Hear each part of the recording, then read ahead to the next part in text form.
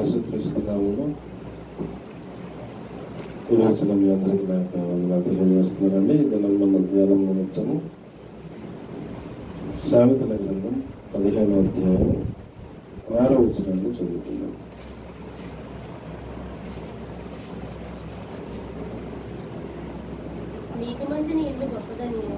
నీతిమంతుని ఇల్లు గొప్ప ధననిధి. చాలండి, చిన్న ప్రార్థన చేసుకుందాం. మహాపరిశుద్ధమైన మా ప్రియ పరలోకపు తండ్రి, మీకు వందనాలు స్తోత్రాలు చెల్లిస్తూ ఉన్నాం ప్రభావ. గతించినటువంటి ఉపవాస దినం శుక్రవారం నుంచి ఈ యొక్క ఉపవాస దినం శుక్రవారం అంతా కూడా మీ యొక్క అద్భుతమైన రెక్కల చోట్ల కాచి కాలాన్ని భద్రపరిచి మరొకసారి మీ సన్నిధిలో చేరి మీ నామాన్ని కీర్తించడానికి, పాడటానికి, వాక్యాన్ని ధ్యానించడానికి, ప్రార్థించడానికి ఇచ్చిన సమయాన్ని బట్టి, సజీవత్వాన్ని బట్టి మీకు స్తోత్రం చెల్లిస్తున్నాం ప్రభావ. అల్పమైన నిష్ప్రయోజకులను మీ సన్నిధి చేత మరుగుపరిచి మేము ఉపదేశం, మహిళల ఉపదేశం మాతో మాట్లాడి మమ్మల్ని ఆశీర్వాదకరంగా సిద్ధపరిచి మహిమ పొందమని సకల ఆటంకాలన్నీ వేసునామంలో కొట్టువేస్తూ మీ సహాయం కొరకే ప్రాధాన్యపడుతుంది కదా. దయపాలించి మన యేసయ్య పరిశుద్ధమైన నామములో ప్రార్థించి అడుగు వేడుకొని పొంది ఉన్నాము తండ్రి. ప్రకారం మనం చదువుకున్న వాక్య భాగంలో నీతిమంతుని ఇల్లు గొప్ప ధననిధి అన్నాడు. నీతిమంతుని ఇల్లు ఏమిటండి? గొప్ప ధననిధి అన్నాడు. మనం మొదటిగా నీతిమంతునిగా మారిపోవాలి. పోయిన వారం నీతిమంతుని నోట్లో నుంచి జీవ జలములు వస్తాయని ధ్యానం చేసుకున్నాం. పోయిన వారం వచ్చిన వాళ్ళకి ఆ వాక్యం దొరికింది. నీతిమంతుని నోరు జీవపు ఓట అనే మాట మీద ధ్యానం చేసుకున్నాం. చాలా చక్కని సందేశాన్ని ప్రభు ఇచ్చారు.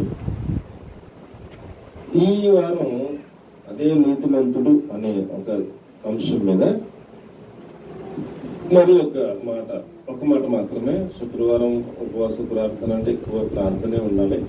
వాక్యానికి అంత ప్రాధాన్యత ఇవ్వకూడదు, ఎక్కువ ప్రార్థన ఉండాలి శుక్రవారం. కాబట్టి ఒక మాట ధ్యానం చేసుకుని మనం ముగించుకుని ఎక్కువ ప్రార్థన చేసుకుందాం. అనేక ప్రార్థన అవసరం నిమిత్తం నీతివంతుని ఇల్లు గొప్ప ధననిధి అన్నాడు.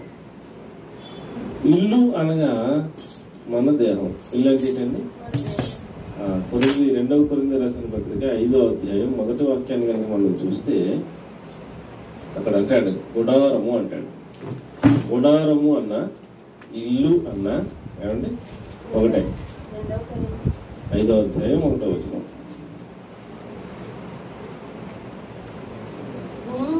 భూమి మీద మన గుడారమైన ఈ నివాసము శిథిలమైపోయినను చేతి పని కాక దేవుని చేత కట్టబడినదైన నిత్యమైన నివాసం మనకు పరలోకమందు ఉన్నది అంటాడు. అంతేనండి. కాబట్టి భూమి మీద మన నివాసం అంటే ఏమిటంటే, నివాసం అంటే ఇల్లు కాదు, ఇది ఈ ఇల్లు కాదు. భూమి మీద మన నివాసమైన ఈ గుడారం అంటే, గుడారం అంటే ఏంటండి? పాత నిబంధనలో గుడారం అని అంటే, గుడారము అనగా వాళ్ళు నివసించే ఇల్లు గాను, గుడారం అనగా దేవుని మందిరం గాని కూడా పాత నిబంధనలో చెప్పబడింది, రాయబడింది. ఇక్కడ కొత్త నిబంధనలో 2వ కొరింథీ 5వ పత్రికలో పౌలు గారు వాడినటువంటి పదం దేనికి వాడారంటే, భూమి మీద మన గుడారమైన ఈ నివాసం అంటే ఈ శరీరం శిథిలమైపోయినా చేతి పని కాక దేవుని చేత కట్టబడినటువంటి పరలోకంలో నిత్యమైన నివాసం మనకి అక్కడ ఉన్నది అన్నాడు. అంటే ఆత్మ సంబంధమైన అక్షయమైన శరీరం ఒకటి ఉందా మరొక పరలోకంలో అని చెప్తున్నాడు. కాబట్టి పిల్లరా, మనం నీతిమంతులం అయితే మన ఇల్లు ఎలా మారిపోతుంట? ఈ ఇల్లు గొప్ప ధననిధిలాగా మారిపోతుంట.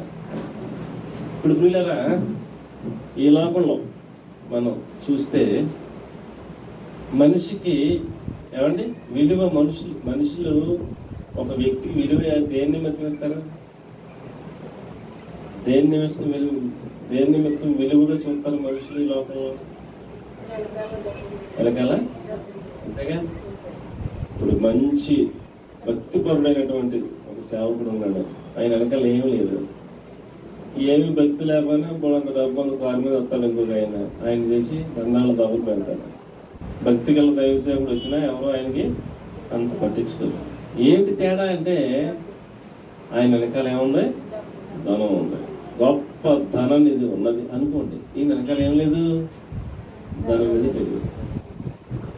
అలాగా నీతిమంతుడిని నీతి లేని వాడిని అలా పోలుస్తున్నాడు దేవుడు. నీతిమంతుడు గొప్ప ధననిధి కలిగిన వాడితో సమానం. ఇక్కడ ఈ భూమి మీద ధనం లేకపోవచ్చు, కానీ నీతిమంతులుగా బతికితే అక్కడికి వెళ్ళాక ఏంటి, ఇక్కడ కోట్లు కోట్లు ఉన్నవాడు నీతిగా బతకలేదు అనుకోండి, అక్కడ ఆయనకి ధననిధి ఏమి ఉండదు. ఇక్కడ నీతిగా బతికామనుకోండి, అక్కడికి వెళ్ళాక మన రేంజ్ పెరిగిపోద్ది, మన వాల్యూ పెరిగిపోద్ది. అక్కడ మనం చూసి ప్రతి వాళ్ళు చాలా గౌరవిస్తుంటే, చాలా అక్కడికి అడిపోతుంటే, చాలా ఐగర్ అని చాలా ఏమండి విలువిస్తుంటే, వీడు చూసి ఇలా ఎంత అరబడి చేస్తున్నారంటే ఏంటి అని ఆడికి పొరపాడైపోతుంది. నీతిమంతుని ఇల్లు ఎలా పోల్చాడండి? గొప్ప ధననిధితో పోల్చాడు. కాబట్టి పిల్లలు ఈ లోకంలో 60 సంవత్సరాలు పోతాం, 70 సంవత్సరాలు పోతాం, లేకపోతే అధిక బలం ఉంటాం, 80 సంవత్సరాలు పోతాం, కానీ నీతిగా బ్రతికితే అలాంటి ఆ ఇల్లు ఈ శరీరం గొప్ప ధననిధిగా మార్చేస్తాడు దేవుడిని వాక్యం మీద తెలియజేస్తూ ఉంది. అంటే ఆత్మ సంబంధంగా, శరీర సంబంధంగా కూడాను. అబ్రహాము నీతిమంతుడయ్యాడు, అతడు యెహోవాను నమ్మెను, అది అతనికి నీతిగా ఆయన ఎంచెను అన్నాడు. అబ్రహాము యెహోవాను నమ్మిన తర్వాత ఏమీ లేకుండా వచ్చాడు. ఎలా వచ్చాడు అబ్రహాము? ఉన్న సామాన్లు ఏమేమి ఉన్నాయో వాళ్ళ దగ్గర అన్నీ అమ్మేసుకుని, ఆయన నీ సొంత ఇంటిని విడిచి, నీ తండ్రి ఇంటిని విడిచి, నీ గ్రామం విడిచి, నేను చూపించే దేశంలోకి వస్తే నేను ఆశీర్వదిస్తానన్న ఒక మాటను పట్టుకుని ఉన్నాయన్నీ తెగనమ్ముకొని ఏదో చిల్లర డబ్బులు పట్టుకుని వచ్చేసాడు. ఏం లేదు, కానీ అంత దేవుని మీద అంత నమ్మకంతో వచ్చాడని ఆయన మురిసిపోయి అండి. అసలు అబ్రహాము రేంజ్ తర్వాత చూస్తే మీరు పరలోక రాజ్యంలో రేంజ్ పరలోకంలో ఉంటుంది, కానీ భూమి మీద కూడా ఎంత రేంజ్ ఇచ్చాడంటే చూసినంత లెక్క భూమి ఇదే అన్నాడు. దేవునికి స్తోత్రంగా. ఎంత భూమి అంట ముందు అన్నాడు, నాన్న నువ్వు నడుచుకుంటూ వెళ్ళి ఎంత లెక్క వెళ్తావు, నువ్వు ఒప్పుకుందో ఇల్లు అన్నాడు. ప్రభు చెప్పాక మరి ఇక తిరిగి ఉండదు కదా అని నడుచుకుంటూ వెళ్ళి ఇక ప్రభు నా వల్ల కదయా అన్నాడు. నువ్వు ఎక్కడ స్టార్ట్ చేసావు, ఎక్కడ నువ్వు ప్రభు నా వల్ల కదనో అక్కడ దాకా నీదే భూమి. ఎన్ని ఎకరాలు అంతా కొడితే 800 ఎకరాలు అంతా భూమి కదా అని ఆశ్చర్యపోతాడు. ఎవరినైతే వెంటనే ప్రభు అంటాడు, నాన్న అది పెద్ద ఇబ్బంది ఏం కదా, అది ఆఫ్టర్ నాన్న నీ కంటి చూపు ఎంత లెక్క కనపడుతుందో చూడన్నాడు. కంటి చూపు ఎంత లెక్క కనపడుతుంది? ఆకాశంలో కనపడితే అమాయకంగా ఉన్నది కదా కంటి చూపు. ఇలా చూస్తే ఆకాశం కనపడుతుంది. నీ కంటి చూపు ఎంత లెక్క కనపడుతుందో చూసినంత లెక్క నీదే భూమి అన్నాడు. అంటే మామూలుగా కొన్ని కోట్ల కోట్ల కోట్ల కోట్ల రూపాయలు కలిపి అయిపోయినట్టే. నువ్వు ఎంత లెక్క చూసావు, ఈ దేశం అంతా నీది అన్నట్టు. ఒక దేశం ఎంత ఉందో అంత లెక్క మన కళ్ళు మన చూపు ఎంతదా అంతదా. ఇలా మనం చూస్తే రాజమండ్రి దాకా చూడగలం మేము అంతేనా? అలా చూస్తే ఆకాశం కనపడుతుంది, ఇలా చూస్తే మనకి రాజమండ్రి కనపడుతుంది, బొట్టు ఎక్కితే కనపడుతుంది రాజమండ్రి కదా. ఇలా ఇక్కడ నుంచి రోడ్డు మీద చూడంటే ఎంత లెక్క చూడగలం మనం? ఎంత లెక్క చూస్తే అంత లెక్క భూమి అన్నాడు. అప్పుడంటే మరి ఇలా బిల్డింగ్లు అడ్డాలు లేవు కాబట్టి ఎంత లెక్క చూశాడో ఏమో, ఎంత లెక్క చూశాడు అంటే ఒక దేశం అంతా అంత నీదే అన్నట్టు. అంత ఐశ్వర్యవంతం చేశాడు. ఎలియాజరు వెళ్ళి ఆ యొక్క అబ్రహాము కుమారుడికి భార్యను తీసుకొస్తాను. ఎలియాజరు వెళ్ళి ఆ యొక్క ఆయన దగ్గర ఉన్న బంగారపు ఆభరణాలు అవి ఇవి లాభానికి ఇస్తే ఏంటి ఆశ్చర్యపోయి పెద్దపోయి గడగడగడలు ఆడిపోయి దండాలు పెట్టేస్తున్నాడు. ఎవరికే? ఎలియాజరు అంటాడు, నేను పెద్దపోలేదని బాబు, నాకే మీరు ఇలాగా అడప్పుడు చేసేస్తున్నారు. మా యజమానుడు దేవుడు బహు ఐశ్వర్యవంతుడిగా ఆశీర్వదించాడు. ఆయన దగ్గర ఎంత ఉందో ఆయనకే తెలవదో, ఏదో ఆయన అంతా నా చేతిలో పెట్టాడు, దాన్ని చేసి మీరు ఎంత అడప్పుడు చేస్తున్నారంటే ఆయన కోట్ల కోట్ల కోట్ల కోట్లు అదిపోతాను బాబు, పెద్ద మహా ఐశ్వర్యవంతుడని చెప్పాడు. ఒకటే కొడుకు మీ చెల్లెల్ని వివాహం చేయడానికి ఇష్టపడతానంటే మీరు పంపిస్తే నేను తీసుకుపోతానన్నాడు. మహాప్రసాదం బాబా తీసుకెళ్ళిపో అమ్మా వెళ్తామని అడిగేది పంపించాడు. కాబట్టి అబ్రహాము ఎంత ధనవంతుడు అంటే అండి, భూమి మీద కూడా గొప్ప ధన నిధి కలిగిన వాడు. చూసినంత లెక్క భూమి నిధి అన్నాడా? ఎంత బంగారం ఉందో ఆయనకే తెలియదు, ఎంత వెండి ఉందో ఆయనకే తెలియదు అండి. మన భార్య చచ్చిపోతే ఆ భార్యకి సమాధి చేయడానికి వెండి ఇచ్చి కొనుక్కునేవారంట. అప్పుడు భూమి ఎంత భూమి కొన్నాడు వెండి ఇచ్చి. వాళ్ళతో ఆ యజమానితో మాట్లాడితే అలాంటారు, నువ్వు మా మధ్యలో మహారాజులో ఉన్నావు, నువ్వు మాకు డబ్బులు ఎత్తి పెట్టి వెండి ఎత్తి పెట్టి తీసేసుకో ఎంత కాదంతా అన్నారు. వాళ్ళు ఎంతో పేరు రేపు పొద్దున్న మేమే ఇచ్చామని నువ్వు అనకుండా ఎంతో విలువ ఎంతో చెప్పని చెప్పేసి వెండి ఇచ్చి దాన్ని కొనుక్కొని అందులో సమాధి చేసుకున్నాడు భార్యని. ఈ రోజు కూడా మనం వెళ్తే అక్కడ ఉంది. మనం ఇజ్రాయెల్ దేశం వెళ్తే అబ్రహాం గారి భార్య యొక్క సమాధి ఎక్కడైతే కొన్నాడో భూమి అది మనకు కనపడుతుంది. కాబట్టి ప్రియులారా, మనము దేవునిని నమ్మి ఆయన రక్తంలో కడగబడి మనము నీతిమంతులంగా మార్చబడిపోతే చాలు, మనం గొప్ప ధననిధి కలిగిన వాళ్ళం అన్నట్టు దేవుని వాక్యం మనకు తెలియజేస్తాం. చూడండి, నిర్గమాకాండం 19వ అధ్యాయం 5వ వాక్యాన్ని కనుక మనం చూస్తే యేసు ప్రభువు అంటారు, బుద్ధి జ్ఞానముల సర్వ సంపదలు నాయంది గుప్తంలో ఉన్నాయి అన్నాడు కొత్త నిబంధనలో. అంటే బుద్ధి జ్ఞానం సర్వ సంపదలు ఎవరిలో ఉన్నాయంటే యేసు ప్రభువులోనే గుప్తములై ఉన్నాయి అన్నాడు. ఆయన ద్వారా మనం నీతిమంతులుగా మారిపోతే మనల్ని గొప్ప ధననిధిగా ఆయన స్వకీయ సంపాద్యంగా మార్చేసుకుంటామన్నాడు. దేవునికి స్తోత్రం కలిగిన.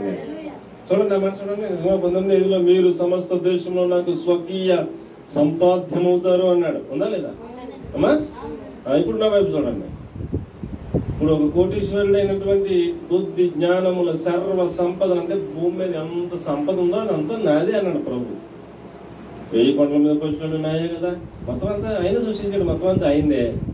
ఇప్పుడు ఆయన మీరు నాకు స్వకీయ సంపాద్యం అన్నాడంటే నా కొడుకులు నా కూతుర్లు మీరు నాకు స్వకీయ సంపాద్యం, నా బిడ్డలైపోయారు, నా బిడ్డలుగా మీరు మారిపోయారు, నీతిమంతులుగా చేసేసాను, నా కుమారులు మీరు నా కుమార్తెలు మీరు ఇంకా లోకస్తులు కాదు అని అన్నప్పుడు మరి ఆయన కోట్ల కోట్ల కోట్ల కోట్ల ఎదురైతే మనం ఏమవుతామండి?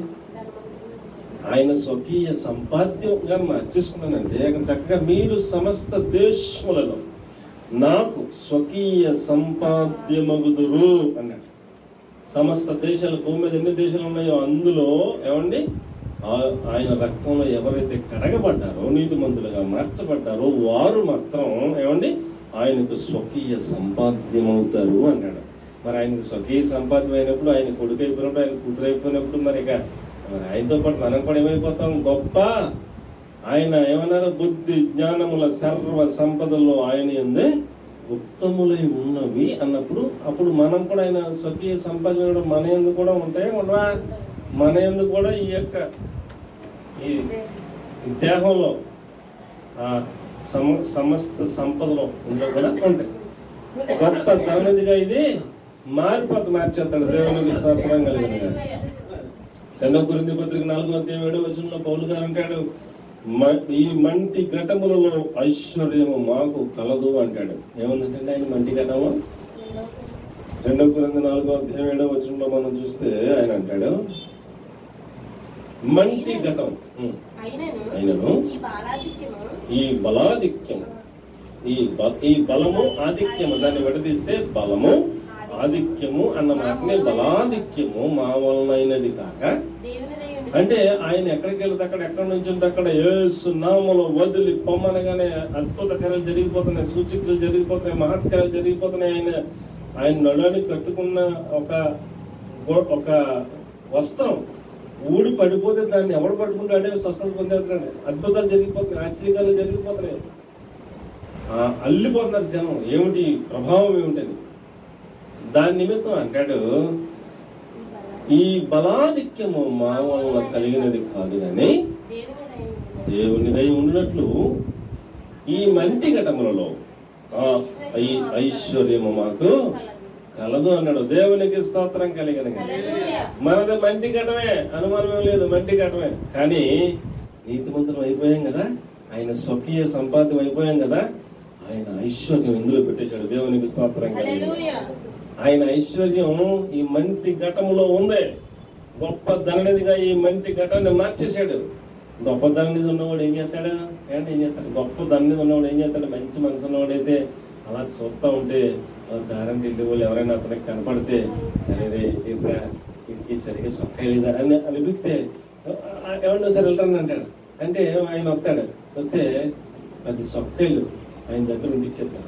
నీ దగ్గర ఏముంది?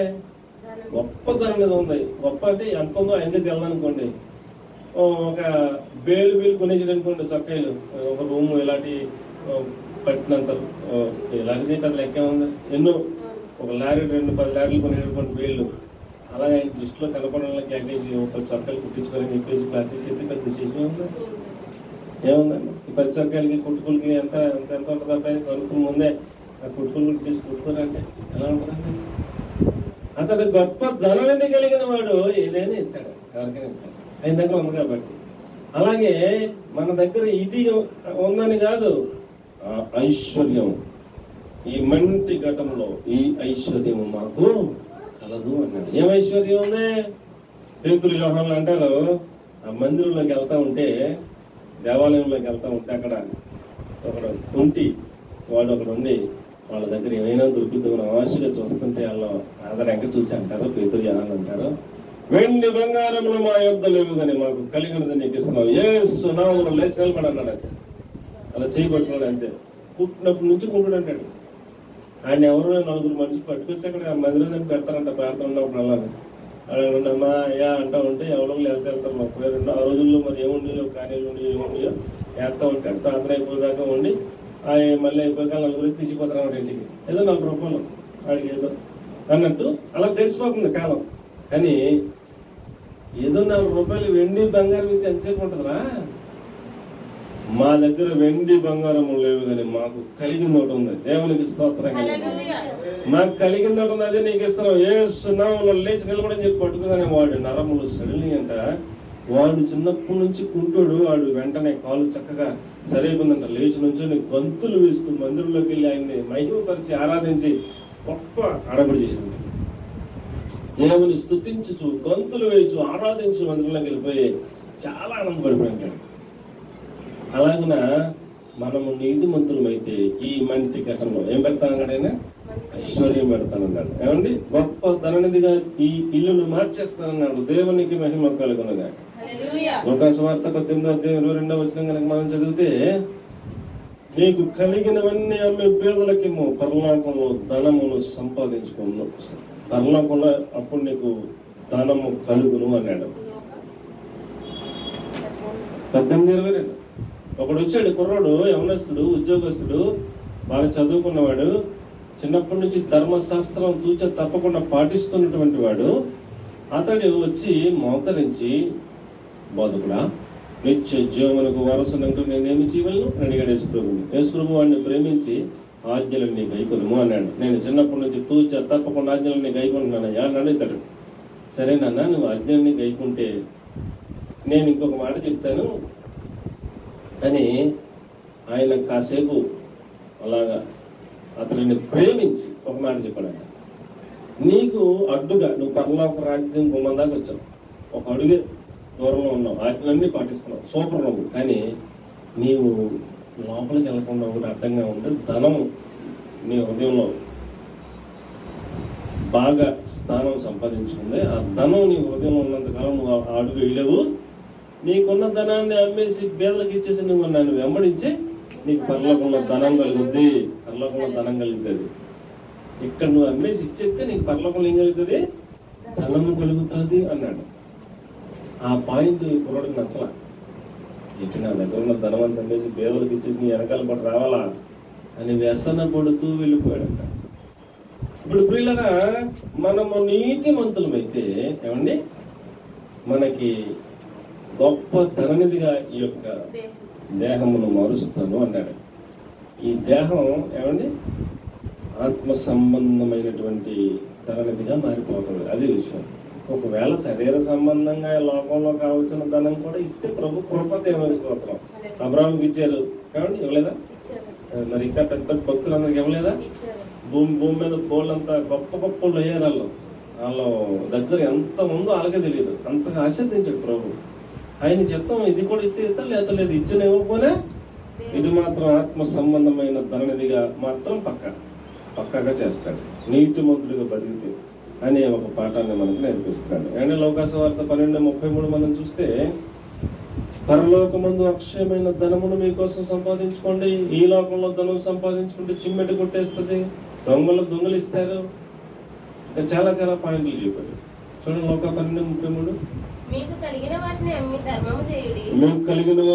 ధర్మం చేసేయండి. పాత గిలని సంచులను పరలోకమందు అక్షయమైన ధనమును సమకూర్చుకోండి. అక్కడికి దొంగరాడు చిమ్మెట కాదు, చిమ్మెట అంటే అదే చెదలు. చిమ్మెట అంటే అది చిమ్మెట అక్కడ కొట్టదు. అక్కడ మనం సమకూర్చుకున్నది సేఫ్ గా ఉంటుంది. అక్కడ ఎవరు దొంగలు రాదు, చిమ్మెట కొట్టదు, ఏం పడవదు, సేఫ్ ఉంటుంది. మనం అక్కడికి వెళ్ళి అక్కడ మనం ఆ ధనాన్ని ఇది నాది అని మనం ఐశ్వర్యవంతులుగా అక్కడ ఘనత మహిమ మీకు మనం పొందడానికి అవకాశం ఉంటుందని దేవుని వాక్యం తెలియజేస్తూ ఉంది. దీని అంతటికే మూలం కారణం ఏమిటి? మనం ఈ భూమి మీద ఉన్నంత కాలం యేసు రక్తంతో శుద్ధీకరించబడి కడగబడి మనము నీతిమంతులుగా జీవించాలి అనే ఒక పాఠం నేర్చుకుంటే మనలను దేవుడు గొప్ప ధననిధిగా చేస్తాడు అని ఒక వాగ్దానం మనకిస్తున్నాడు. కాబట్టి పిల్లలు మనం ఇక్కడ క్షయమైన ధనము, క్షయం అంటే పాడైపోయేది, క్షయం అంటే నశించిపోయేది, క్షయం అంటే అండి ఈ దేహం క్షయమైనది. ఈ దేహం ఎలాంటిదండి? ఒకవేళ ఎవరైనా ఈ మనుషులు అన్నవాళ్ళు చనిపోతే వెంటనే సమాధి చేస్తారు, తీసుకెళ్ళి కొన్ని దినాలు, ఒక నెల 2-3 నెలల పోయాక మనం వెళ్ళి కనుక మరలా ఓపెన్ చేసి చూస్తే అండి ఈ రూపం ఏమీ ఉండదు, ఎముకలు గూడు కనపడుతుంది. ఇదంతా ఏమైపోయింది? మట్టిలో కలిసిపోయింది. ఈ దేహము ఏమండి క్షయమైపోతుంది. దేహం ఏమైపోతుంది? క్షయమైపోతుంది. ఇప్పుడు మనం మార్చి 50 రూపాయల కాగితాలు, 100 రూపాయల కాగితాలు, 500 కాగితాలు ఇవన్నీ కూడా ఏమవుతాయి? ఒకవేళ ఏదైనా అగ్ని ఎలా కనిపిస్తే మొత్తం కాలిపోతాయి, మొత్తం కలిపి అవి ఏముండదు. ఒకవేళ నీటిలో ఏదైనా పడిపోతే, నదిలో పడిపోతే మళ్ళీ మనం తీసుకోవాలి. ఇక్కడ ఉన్నటువంటి ధనమైన ఈ శరీరమైన ఇది ఈ లోకంలో ఉన్నది ఏదైనా క్షయమైనది, కానీ అక్కడ ఉన్నది క్షయమైనది కాదు, అది అక్షయమైనది. ఇది క్షయమైన దేహం. అక్కడ ఇదే పేరు మీద ఏమంటే సుధాకర్ అనే పేరు మీదే అక్షయమైన దేహం ఉంటుంది. ఏమంటుందండి? మీ పేరు మీదే మీరే ఇక్కడ క్షయమైపోయే దేహంలో ఉన్నారు. అక్కడ నీతిమంతులుగా ఇక్కడ బతికితే అక్కడ అక్షయమైన దేహం కూడా ఉంది. క్షయమైన దేహం ఎలా ఉందో అక్షయమైన దేహం కూడా అలా ఉంది. ఇది క్షయమైపోతే అది క్షయమవుతుంది. యోగములు ఎలా ఉంటుందండి? జీవిస్తూనే ఉంటుంది. అటు దేవుడి దగ్గరైనా అంతే, ఇటు నరకమైనా అంతే. ఇక్కడైతే అగ్ని ఆరదు, పురుగు చవదు, యోగాలు అమ్మ బాబా అంటమే. ఆ తెప్పుల బాధలు మనం చెప్పుకోలేము, మనం వర్ణించలేము. అది మనం చాలా దురదృష్టకరం. అట్లా పోకూడదు. దేవుడి దగ్గర ఉన్న యోగములు నిత్యము ఏమండి అక్షయమైనటువంటి రూపములో, ఆత్మ రూపంలో, అక్షయమైన దేహముతో ఆయనను ఆరాధించుకుంటూ ఉండటం. కాబట్టి ప్రియులారా, మనము అక్షయమైన ధనమును సంపాదించుకోవడానికే ప్రయాసపడాలి, నీతిమంతులుగా బ్రతుకుతూ అనే ఒక పాఠాన్ని నేర్పుతున్నాడు. కాబట్టి పిల్లలు మనం ఈ లోకంలో ఉండగానే అక్కడ అక్షయమైన ధనం ఒకటి ఉందని తెలుసుకోవాలి, అక్కడ అక్షయమైన దేహం ఒకటి ఉందని తెలుసుకోవాలి. అక్కడ మనం ధనాన్ని సంపాదించుకోవడం కోసం ఇక్కడ మనం ప్రయాసపడాలని అర్థం చేసుకోవాలి. ఇవన్నీ కూడా మనం చాలా సాధన చేయాలి అని దేవుడి మాటలన్నీ కూడా మనకు తెలియజేస్తున్నాడు. పేదలను కటాక్షించేవాడు దేవునికి అప్పిచ్చేవాడు అన్నాడు. ఏంటంటే పేదలను కటాక్షించేవాడు దేవునికే ఏమిస్తాడంట? అప్పిచ్చేవాడు. దేవుని గణపరిచిన వాడు ఎవడంటే పేదలను కనికరించిన వాడు దేవుని గణపరిచిన వాడు అంట. ఆ మాట ఎలా చెప్పడో చూడండి, ఎంత బాగా అనిపించింది. అలా పేదలను కరుణించేవాడు దేవునిని గణపరుస్తున్నాడంట.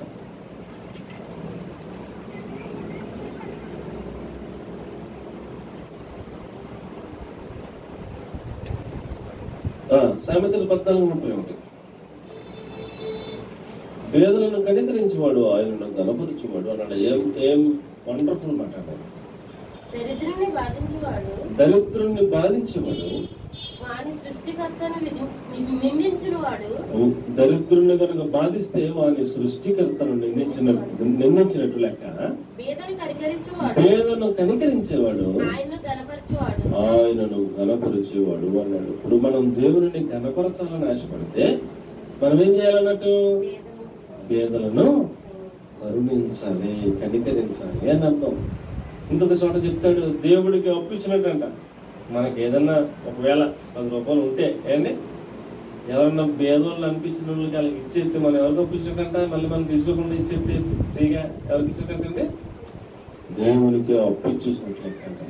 కాబట్టి పిల్లరా, అలాంటి అవకాశాలు ఇక్కడ భూమి మీద ఉన్నాయి. వాటిని మనం సద్వినియోగం చేసుకుని అక్కడ మనం సమకూర్చుకోవాలి, అక్కడ మనం క్షయమైన ధనము కోసం ప్రయాసపడాలి అని దేవుని వాక్యం మనకు బోధిస్తూ ఉంది. ఏమండి, ఇక కొంచెం మనం ముందుకు వెళితే ప్రియులారా, లోకాసు వార్త 12వ అధ్యాయం 21వ వచనం, దేవుని ఎడల ధనవంతుడు కాక తన కొరకే సమకూర్చుకునేవాడు అలాగుననే ఉంటాడు అన్నాడు. లోక 12:21. దేవుని ఎడల ధనవంతుడు కాక తన కొరకే సమకూర్చుకునేవాడు అలాగుననే ఉండును అని చెప్పాడు. అండి, ఆ పైన కొంచెం ఏమన్నా వివరణ చూడండి. అయితే దేవుడు చాలు. నాకు ఆ మాటను బట్టి ఏమండి మనకు అర్థమైంది ఏంటంటే, ఒకడికి చాలా ధనం ఉందంట. ఆడేం చేశాడు? నా ప్రాణమా తినము, త్రాగుము, సుఖించుము, అనేక తరములకు సరిపడా నేను నీకు ఆస్తిని సమకూర్చాను, కొట్లు పెద్దవి చేశాను, ధాన్యంతో నింపాను, నీ ఇష్టం, నువ్వు ఎంత తిన్నా తరగా నాకు సంపాదించాను, నా ప్రాణం అది తినము, త్రాగుము, సుఖించుమని చెప్పుకుంటాడంట. చెప్పుకుంటే అర్ధరాత్రి కాడ దేవుడు ఏమండి అడిగారంట, ఏమని? ఓరి వేదివాడా, ఈ రాత్రి నీ ప్రాణములు అడుగుతున్నారు. ఈ ప్రాణములు అడిగే టీం ఒకటి ఉంటుంది అక్కడిని. భూమి మీద ఎవరినైనా ప్రాణాన్ని అడగడానికి ఒక టీం ఏర్పాటు చేశాడు దేవుడు. వాళ్ళు అడుగుతారనమాట, అబ్బాయి నీ టైం అయిపోతుంది, అబ్బాయి వచ్చాయని. నీ ప్రాణం అడుగుతున్నారు, మరి నువ్వు సిద్ధపరిచినవన్నీ ఎవరు మొగుతాయిరా అని అడుగుతున్నాడు. వేరే వాడా అని అడుగుతున్నాడు. కాబట్టి పిల్లరా, తన కొరకే సంపాదించుకునేవాడు, ధనము సమకూర్చుకునేవాడు అలాంటి వాడు అంటే ఎర్రోడు అని చెప్తున్నాడు. అదే విషయం. మరి నా కోసం సంపాదించుకోకుండా మరి ఎవరి కోసం సంపాదించాలంట? వాళ్ళలాగా కాకుండా మనం ఎవరి కోసం సంపాదించుకోవాలంట? ధనవంతులుగా మారాలంట. మన కొరకు ధనవంతులు కాకుండా దేవుని కొరకు ధనవంతులుగా మారాలి. తన కొరకే సమకూర్చుకునేవాళ్ళ కాకుండా దేవుని ఎడల ధనవంతుడుగా మనం మారాలి అని దేవుని వాక్యం తెలియజేస్తూ ఉంది. కాబట్టి మనం సంపాదించేది కూడా మన కోసమే అన్నది కాకుండా దేవుని కోసం, దేవుని రాజ్య వ్యాప్తి కోసం, దేవుని మందిరం కోసం, దేవుని పరిశుద్ధుల కోసం, ఇలాగ దైవ సంబంధమైన కార్యముల కోసమే మనం ధనమును సమకూర్చేట అలాంటి వ్యక్తిత్వం కలిగిన వాళ్ళంగా మనం మారిపోతే కనుక ఏమండి మనము పరలోకంలో సమకూర్చుకున్నట్టు లెక్క. మాట్లాడుతున్నాయండి, మన కోసమే ధనం సమకూర్చుకుంటే ఎలాంటి వాళ్ళతో సమానం? వెర్రివాడా అంటున్నాడు. అంతే కేవలం తన కోసమే మనం ధనం సంపాదించుకునే వాళ్ళం అయితే దేవుని దృష్టి ఎలా అంటున్నామండి? వెర్రివాడా, వెర్రిదానా అన్నట్టు. అంతే. మరి ఏం చేయమంటావు సార్ అంటే, నీకు తినడానికి కావాలి, నీ కుటుంబం పోషించుకుంటే కావాలి, నువ్వు కష్టపడు, నువ్వు కష్టపడుతూ నీ కుటుంబాన్ని చూసుకుంటూ దేవుని కొరకు నీ ధనాన్ని ఉపయోగించు అని సారాంశాన్ని చెప్తున్నాడు. అలా దేవుని కోసం, మందిరం కోసం, పరిశుద్ధుల కోసం, దైవ సంబంధమైన కార్యాల కోసం నీవు ప్రయాసపడినప్పుడు, కష్టపడినప్పుడు, సంపాదించినప్పుడు అది నీకు ఎక్కడ ధనం అకౌంట్ అక్కడ నీ అకౌంట్ లో పడుతుంది. అక్షయమైన ధనం అక్కడ పరలోకంలో నీకు అకౌంట్ లో జమ చేయబడతా ఉందని తెలియజేస్తా ఉన్నాడు. నీకు మెప్పు, మహిమ, ఘనత కలుగుతుంది, నీ ఇల్లు గొప్ప ధననిధిగా మారిపోతుంది అనే సత్యాన్ని తెలియజేస్తాను. కాబట్టి ప్రియులారా, మన ఇల్లు ఎలా మారిపోవాలి? గొప్ప ధననిధిగా మారిపోవాలి. అక్కడ పరలోక రాజ్యంలో మన ఇల్లు, అక్కడికి వెళ్ళాక కూడా పేదోళ్ళగా ఒక స్థాపించి ఇద్దరని ప్లేస్ అంటే ఎలా ఉంటుంది? పరలోక రాజ్యంలోకి వెళ్ళాం, కానీ ఇక్కడ ఉండగా కానీ ఏమీ చేయలే. ఒక స్థాపించిన అన్న ఇదేరా నీకు ప్లేస్ ఇక్కడికి వచ్చింది, నువ్వు ఆరాధించుకునే అన్నాడు అనుకోండి. మనకు తెలిసిన వాళ్ళే, మన పక్కన బాగా ఫ్రెండ్స్, ఇంకొక సహోదరి వచ్చింది మనం పక్కనే, ఆమెను తీసుకెళ్ళి అండి అది అమ్మ వజ్ర వైడూర్య మరకతములతో పెట్టినటువంటి ఆ భవంతి నీకేనా అన్నాడు అనుకోండి. ఇదేంటి మా సహోదరికేమో అలాగా, నాకేమో ఇలాగా అని అక్కడ బాధపడిపోతున్నాను. లోపల ఉన్నా ఏమైపోతాయి, బాధపడిపోతాం. మనకు ఇంకొకటి ఎవరో తెలుసు అన్ని కట్టేసి శోభకిరీటం ఇచ్చేద్దాం అనుకోండి. ఎక్కడ అనుకుంటే సుఖం ఏముంది?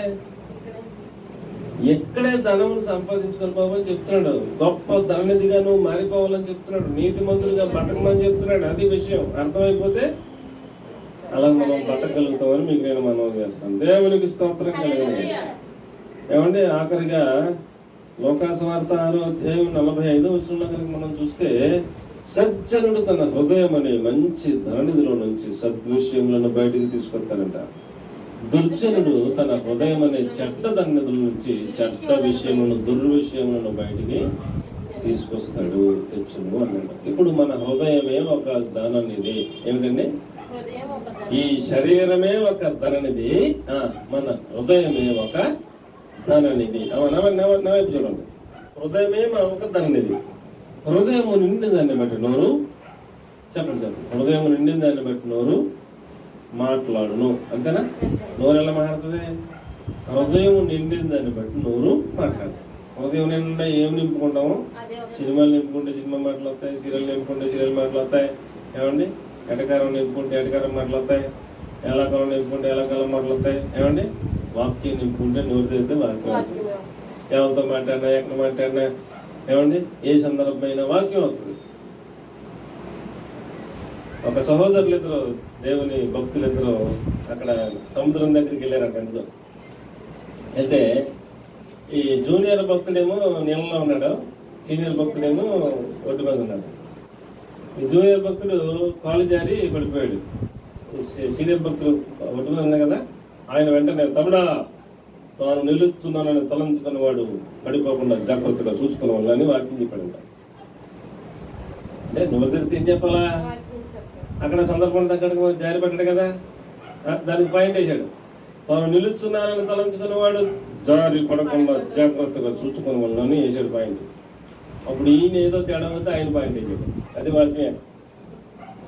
అంటే నోరు తెలిస్తే ఏం చెప్పాలన్నట్టు, నోరు తెలిస్తే ఏ సందర్భమైనా వాక్యంలో నుంచి చెప్పాలని అంత మైండ్ వాక్యం మీద పెట్టాలి.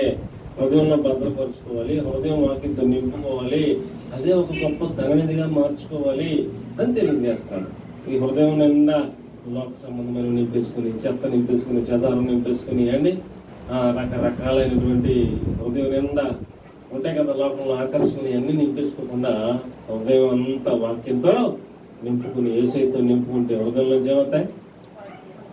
హృదయంలో నుంచి గొప్ప ధననిధిగా మారిపోతే సద్విషయములే వస్తాయి. దేవునికి స్తోత్రం కలిగిన, కృతజ్ఞత వచనమే వస్తుంది. దేవునికి స్తోత్రం కలిగిన కానీ మంచి ఆశీర్వాదకరమైన మాటలే వస్తాయి. నోరు తెస్తే దేవునికి స్తోత్రం కలిగిన కానీ శాపనార్థాలు, చెడ్డ మాటలు, ఏమండి ఇలాంటివి ఏమి రావు. హృదయాన్ని నింపుకునే దాన్ని బట్టి, గొప్ప ధననిధిగా మార్చుకునే దాన్ని బట్టి ఉంటది.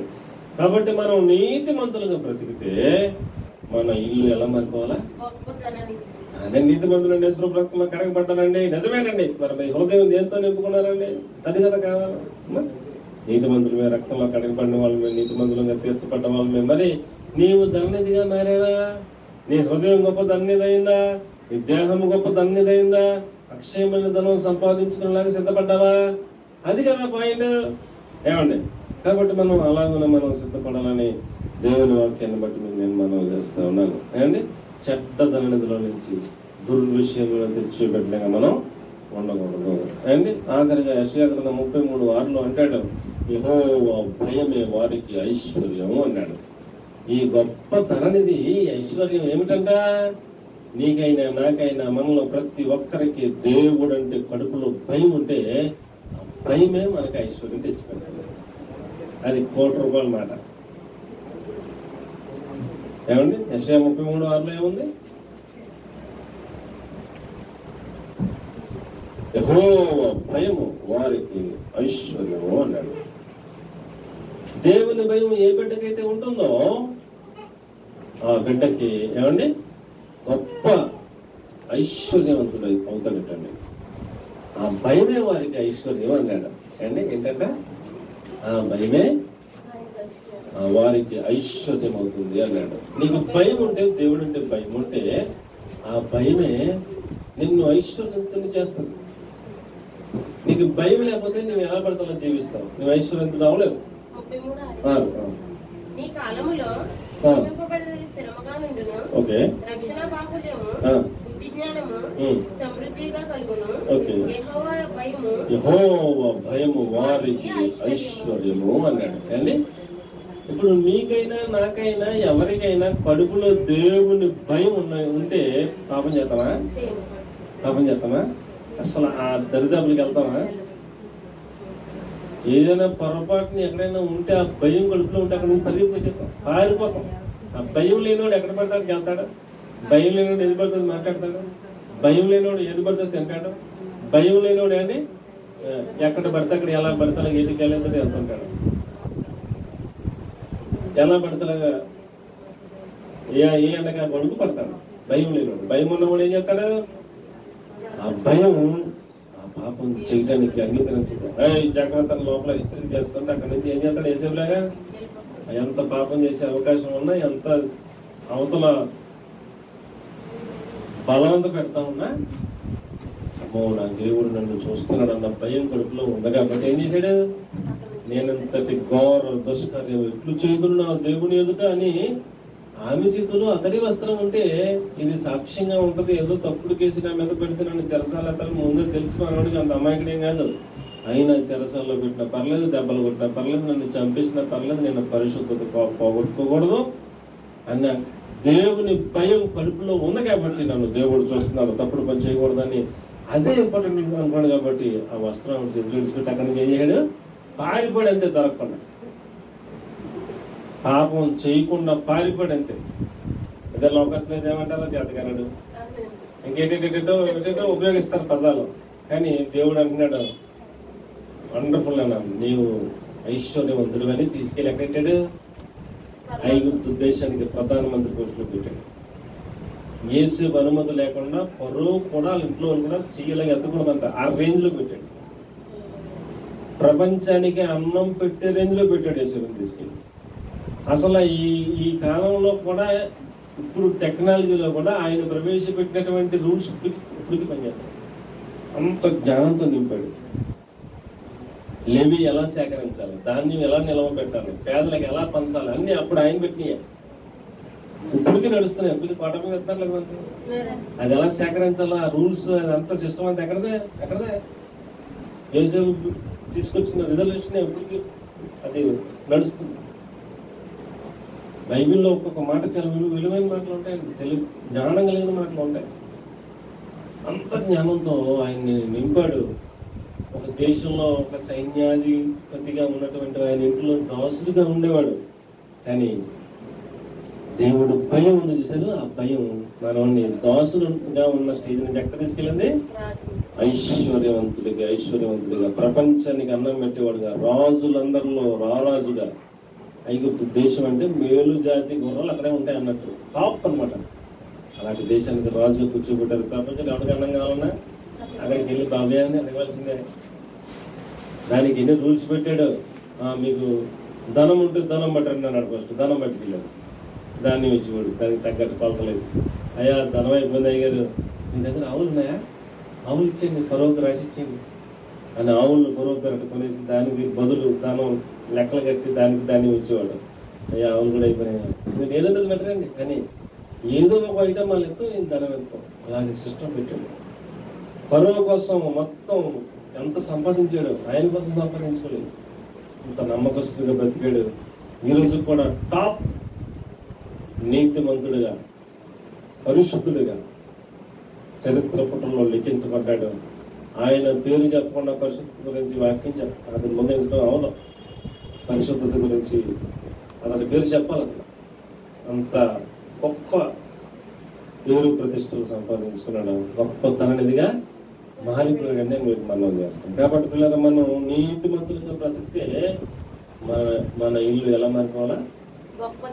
నీతిమంతుని ఇల్లు గొప్ప ధననిధి అన్నాడు. ధననిధిగా మనందరినీ ప్రభు పరమందును ఇహమందును మార్చును గాక, సిద్ధపరచును గాక. ఆమేన్.